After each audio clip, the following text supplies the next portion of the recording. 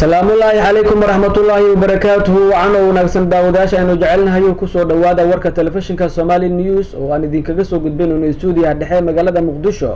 Qodobada aad ku daawan doontaan wararka yaga waxaa kamid ah madaxweynaha Jamhuuriyadda Federaalka Soomaaliya Xasan Sheekh Maxamuud iyo gudoomiyaha baarlamaanka Soomaaliya ayaa maanta ka qayb galay salaadii janaasada ee lagu dukanayay marxuum Xildhibaan Burci oo kamid ah baarlamaanka Soomaaliya oo lagu dilay weer lagu qaaday mid kamid ah hoteelada ku yaala magaalada Muqdisho.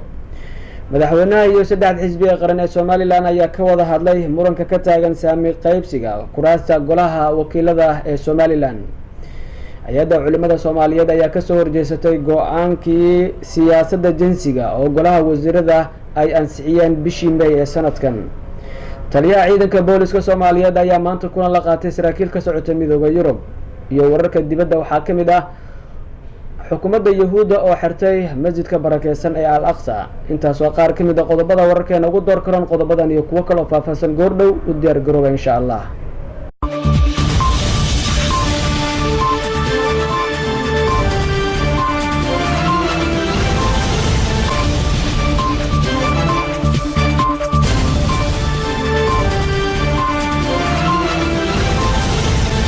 warkii oo dhan madaxweynaha Jamhuuriyadda Federaalka Soomaaliya Xasan Sheekh Maxamuud iyo gudoomiyaha baarlamaanka Maxamed Sheekh Cusmaan Jawaari ayaa maanta ka qayb galay salaadii janaasada ee lagu dukanayay marxuum Burci oo kamid ah baarlamaanka Soomaaliya oo lagu dilay weerar ay al-shabaab ku qaadeen hoteelka Naasaha Bloodwan ee magaalada Muqdisho.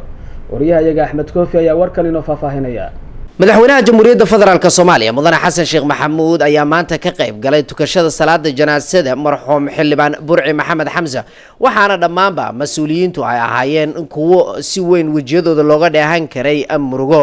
madaxweyne Xasan Sheekh Maxamuud ayaa aaska kadib waxa uu tacsida la wadaagay ehladii iyo qaraabadii uu ka geeriyooday marxuum Burci Maxamed Xamza waxaana uu eebo uga bariyay naxariistii janno uu siiyo.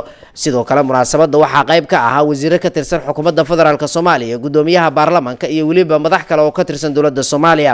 dhawaan ay ahayd markii hoteelka Naasaha Blood ee magaalada Muqdisho weerar ay al-shabaab la beegsadeen uu ku geeriyooday Burci waxaana taasi ay saameyn ku yeelatay dawladda dhexe ee Soomaaliya. Axmed Koofi, Somali News TV, Muqdisho.